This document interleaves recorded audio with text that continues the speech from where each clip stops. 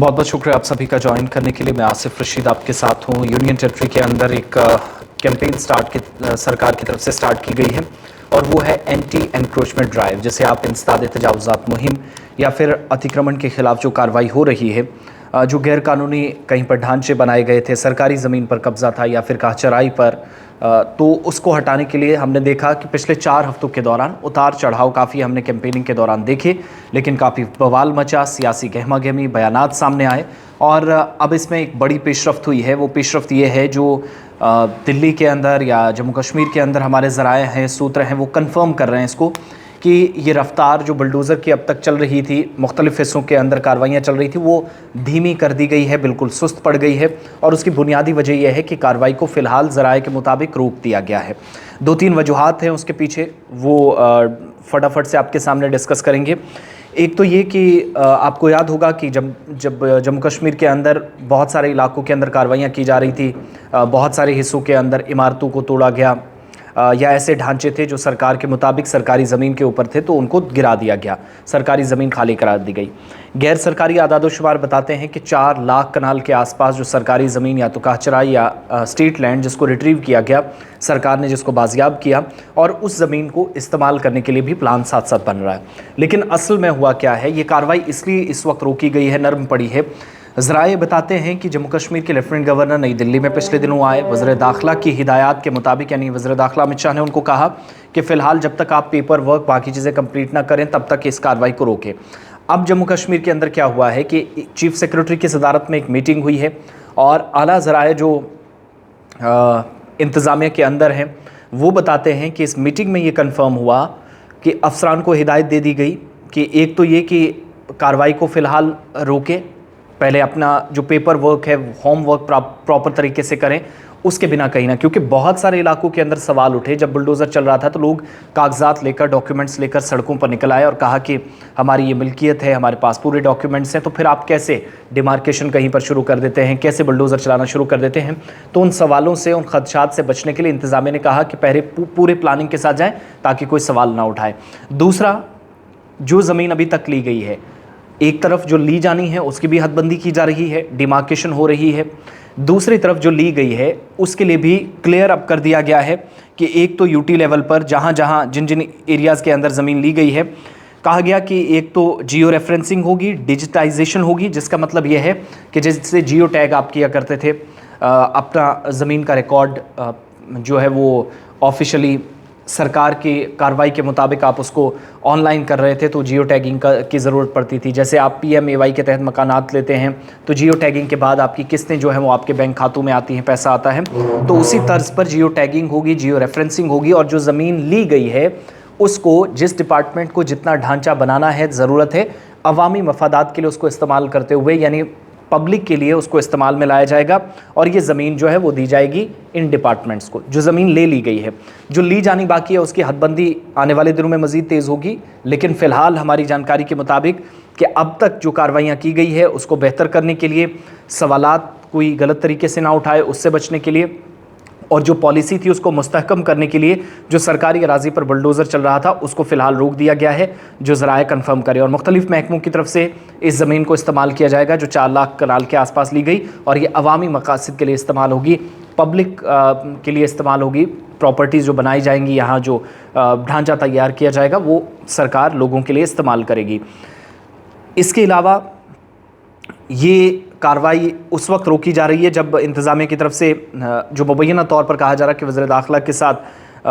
जो है मुलाकात हुई, और आपको याद होगा कि उमर अब्दुल्ला, फ़ारूक अब्दुल्ला के बाद पहले फ़ारूक अब्दुल्ला तो अलग अलग बयानात दे रहे थे, लेकिन उमर अब्दुल्ला प्रेस कॉन्फ्रेंस करने श्रीनगर में आए। उन्होंने कहा कि सरकार एक वाज़ेह पॉलिसी के साथ सामने आए, हम इसके ख़िलाफ़ नहीं हैं, लेकिन बेकसूर लोगों को और जिनके पास कागजात हैं नोटिस तो जाएँ, उनको बताने का,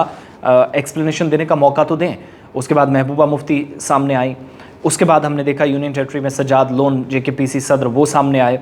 उसके बाद BJP ने भी इसमें मुदाखलत की, जम्मू कश्मीर की लीडरशिप ने, जिनको ये एहसास हुआ कि शायद ये परेशानी पॉलिटिकली भी, जिसको एक कैंपेन के तौर पर कुछ लोग देखते हैं या मुबस्सरीन इसको इस तरीके से देखते हैं, उनकी एक राय है, तो BJP को भी इस चीज़ का एहसास हुआ कि शायद इसका नुकसान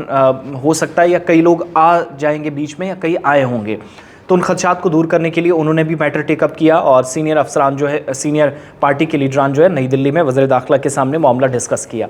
उसके बाद ज़राए की जो बताते हैं कि बीजेपी और बाकी सियासी जमातों की, यानी पॉलिटिकल प्रेशर आप कह सकते हैं, उस प्रेशर में आते हुए फैसला लिया गया कि फ़िलहाल ये कार्रवाई रोकी जाए। जम्मू कश्मीर इंतज़ामिया को हिदायत दी गई। अब सरकारी ज़राए बताते हैं कि यूनियन टेरेटरी में कार्रवाई जो बड़े पैमाने पर चल रही है, मुहिम चल रही है। Chief secretary doctor Arun Kumar Mehta की मीटिंग में एक आला सतही मीटिंग भी हुई है, वहाँ पर मामला ज़ेर बहस आया और चीफ सेक्रेटरी ने जो रेवेन्यू डिपार्टमेंट के महकमा माल के सेक्रेटरी हैं उनसे कहा कि मुहिम के दौरान जो ज़मीन हासिल की गई है, तिजारती, देही और शहरी जो भी ज़मीन है, रियासती अराजी पर स्टेटस रिपोर्ट इसकी पेश करें। आप डिटेल बताएं कितनी ज़मीन ली गई है। अब ऑफिशियली डेटा भी आहिस्ता आहिस्ता आना सामने शुरू हो जाएगा। इस बात पर जोर दिया गया कि एक तो रिपोर्ट दे, दूसरा ऐसा एहतियात से निपटा जाए कि किसी बेगुनाह को या जिसके पास दस्तावेज़ात हैं, डॉक्यूमेंट्स पूरे हैं, उस पर कार्रवाई ना हो। और दूसरी बात ये, जो मकानात को या कॉम्प्लेक्सेस को गिराने की बात थी, तो चीफ सेक्रेटरी ने क्लियरली डायरेक्ट किया है, हिदायत दी है कि मिसमारी की जो मुहिम है, अगर किसी मकान को आप गिराना चाह रहे हैं तो आपके पास मुकम्मल तो उसका सबूत होना चाहिए। दूसरा, मुकम्मल तफसीलात जो है वो डिविजनल कमिश्नर मुरतब करेंगे और चीफ सेक्रेटरी के दफ्तर पर को पेश करेंगे। पहले रिपोर्ट डिवकॉम यानी सूबाई कमिश्नर तैयार करेंगे, उसके बाद वो रिपोर्ट चीफ सेक्रेटरी के दफ्तर में जाएगी। साथ ही मज़ीद ज़राए ये बताते हैं कि चीफ सेक्रेटरी ने जो हिदायत दी है कि तमाम जो ज़मीनें ली गई हैं, जियो रेफरेंसिंग उसकी शुरू कर दी जाए, डिजिटलाइजेशन का प्रोसेस जल्द मुकम्मल कर दिया जाए और अब तक जो कार्रवाइयाँ की गई हैं बगैर किसी रुकावट के फौरी तौर पर बताया जाए कितनी ज़मीन ली गई है, उसको आगे इस्तेमाल महकमा रेवेन्यू की मशावरत से किया जाएगा। इसके अलावा महकमा रेवेन्यू के साथ मशावरत होगी महकमा इंफॉर्मेशन टेक्नोलॉजी की और एक अलग पोर्टल बनेगा। इसके बाद डैशबोर्ड तैयार किया जाएगा जहां आपके सामने ऑप्शंस होंगे सारे, आप देख सकेंगे कितनी ज़मीन किस एरिया से रिट्रीव की गई है, वापस ली गई है। तमाम जो ज़मीन वापस मुख्तलिफ इलाकों में ली गई है उसकी तफसीलात और रिकॉर्ड इस डैशबोर्ड के ज़रिए इस अलहदा पोर्टल पर रहेंगी। रेवेन्यू डिपार्टमेंट और इंफॉर्मेशन टेक्नोलॉजी डिपार्टमेंट इस पर मिलकर काम करेंगे, तो उनके डोमेन में चीज़ें रखी जाएंगी, पब्लिक डोमेन में इस पोर्टल के ज़रिए चीज़ें आएँ, यानी आप जान पाएंगे कि इंतज़ामिया ने कार्रवाई की तो किन किन लोगों से ज़मीन ली गई। साथ ही चीफ सेक्रेटरी ने महकमों को जो उनके इस्तेमाल करने की तजावीज़ हैं वो पेश करने की भी हिदायत दी है कि यानी अगर किसी डिपार्टमेंट को ढांचा मजबूत करने के लिए मज़ीद काम की ज़रूरत है,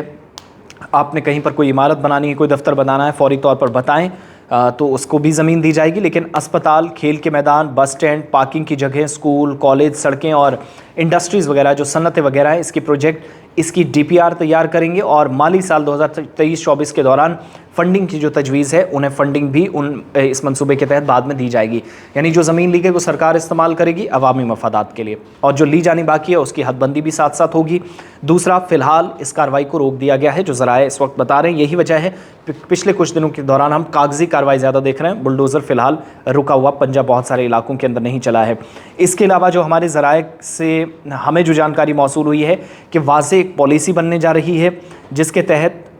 मुहिम बाद में तो शुरू होगी लेकिन छोटे ज़िम्मेदारों को तहफ़्फ़ुज़ फराहम किया जाएगा और ये ज़रूरी महसूस किया गया है कि इक़दामात मज़ीद मुस्तहकम हों ताकि कोई सवाल किसी तरीके से ना उठे, बिना किसी खलल के मुहिम आगे भी जारी रखी जा सके। इसके अलावा जो नताइज हैं वो हौसला अफजा हैं, इंतज़ामिया मानती है, क्योंकि कई हज़ार कनाल जो स्टेट लैंड है या कहा चराई है उसको ख़ास तौर पर यूनियन टेरेटरी के दोनों सूबों में अभी तक 62 लोगों के या शख्सियात के कब्ज़े से निकाल लिया गया है। 3.89 लाख कनाल से ज़्यादा स्टेट लैंड और कहा चराई जो है उस पर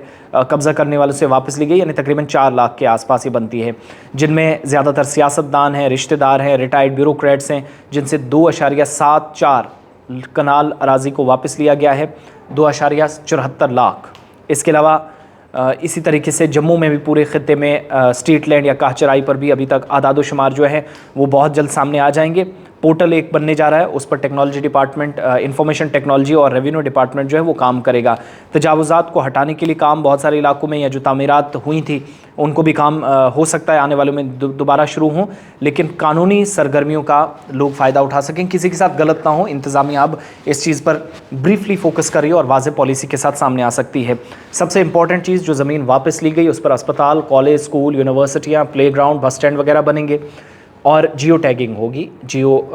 टैगिंग के बाद पता चलेगा कितनी ज़मीन कहाँ से वापस ली गई। जियो टैगिंग से फिर एक क्लिक पर जो पोर्टल इंफॉर्मेशन टेक्नोलॉजी डिपार्टमेंट और रेवेन्यू डिपार्टमेंट तैयार करेंगे, वहाँ पब्लिक डोमेन में डिटेल्स आ जाएंगी। यानी हम जो डिटेल्स बता रहे हैं ये गैर सरकारी है, लेकिन जब ऑफिशियल आएंगी तो वो इसके ऊपर आ जाएंगी। ये क्लियर कर दिया गया है। दूसरा, अफसरान को हिदायत दी गई है कि अगर कोई घर गिराएंगे मिसमार करने से पहले तो सूबाई कमिश्नर रिपोर्ट तैयार करेंगे, और रिपोर्ट तैयार करने के बाद आप बताएंगे चीफ सेक्रेटरी को, उसके बाद कार्रवाई के लिए इजाज़त आपको मिलेगी। तो ये तब्दीलियां होने जा रही हैं, लेकिन फ़िलहाल ज़राए जो कंफर्म कर रहे हैं कि इस कार्रवाई को रोक दिया गया है जब तक अगले अहकामात ना आए और वाज़ेह पॉलिसी हुकूमत तैयार कर रही है।